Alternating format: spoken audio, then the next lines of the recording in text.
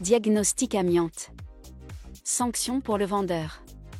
Votre responsabilité peut être engagée si vous ne transmettez pas volontairement le diagnostic à l'acquéreur ou si vous mentionnez de fausses informations dans l'annonce de vente pour l'induire en erreur. L'acquéreur peut faire un recours auprès du tribunal pour demander l'annulation de la vente ou obtenir des dommages et intérêts, somme d'argent destinée à réparer le préjudice subi.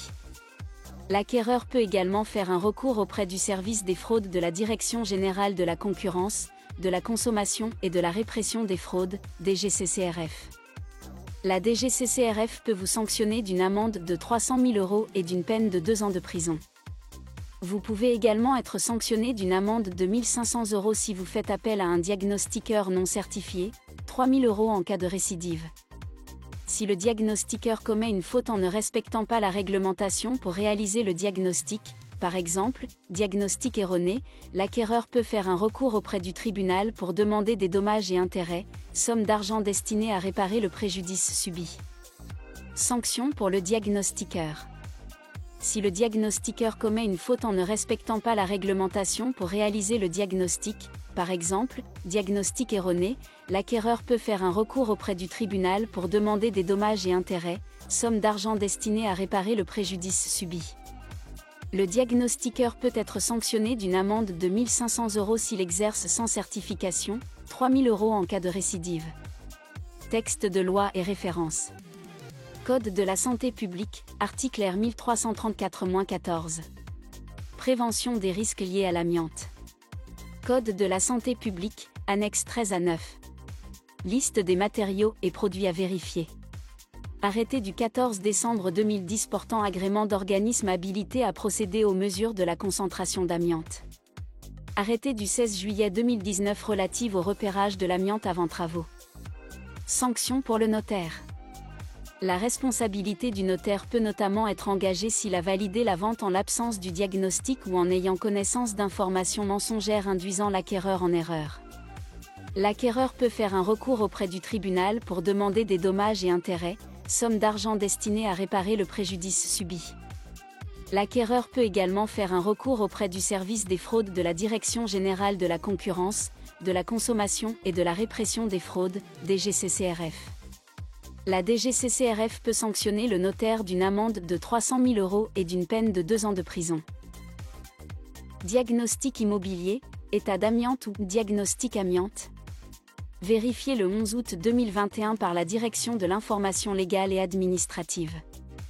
L'état d'amiante, aussi appelé diagnostic amiante, est un document qui mentionne la présence ou l'absence de matériaux ou produits contenant de l'amiante dans un logement.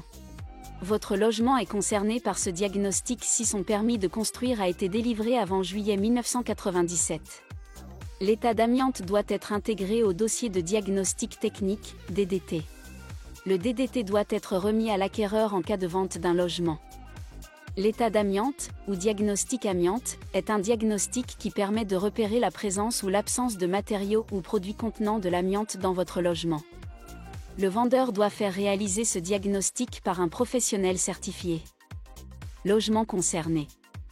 Vous devez faire réaliser un état d'amiante en cas de vente d'un logement, appartement, maison individuelle, si le permis de construire a été délivré avant juillet 1997. À savoir, les dépendances sont également concernées. Qui réalise le diagnostic? Vous devez faire appel à un diagnostiqueur certifié. Active Diag 13 est certifié pour réaliser les diagnostics avant vente, avant location, avant travaux, mais aussi avant démolition. Vous pouvez vous aider d'un annuaire pour trouver un diagnostiqueur certifié. Trouvez un diagnostiqueur immobilier certifié.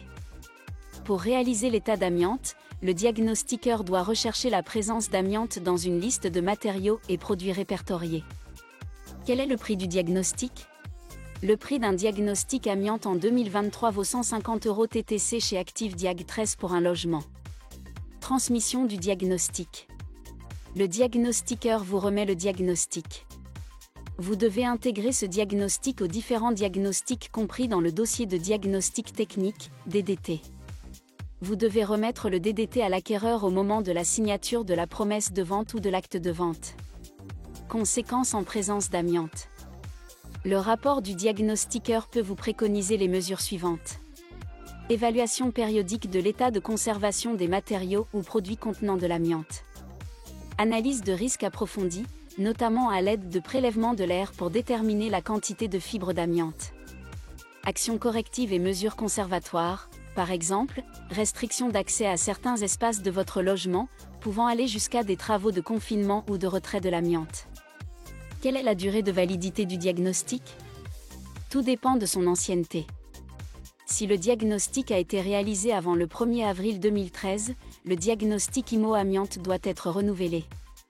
Si le diagnostic a été réalisé à partir du 1er avril 2013, il est valable de manière illimitée s'il n'y a pas d'amiante de détecter. Cependant, il est conseillé de réaliser un nouveau diagnostic actuel car si vous avez effectué des travaux de rénovation dans votre logement, il se peut que vous ayez rendu accessibles des matériaux susceptibles de contenir de l'amiante, qui étaient non visibles lors du diagnostic précédent. Sanctions liées au diagnostic amiante. Pour le vendeur. Active Diag 13 et moi-même souhaitons que cette vidéo vous aura répondu à vos interrogations sur le diagnostic amiante. N'hésitez pas à partager ou commenter cette vidéo ou nous poser des questions sur cette thématique. Merci, je vous souhaite une merveilleuse journée.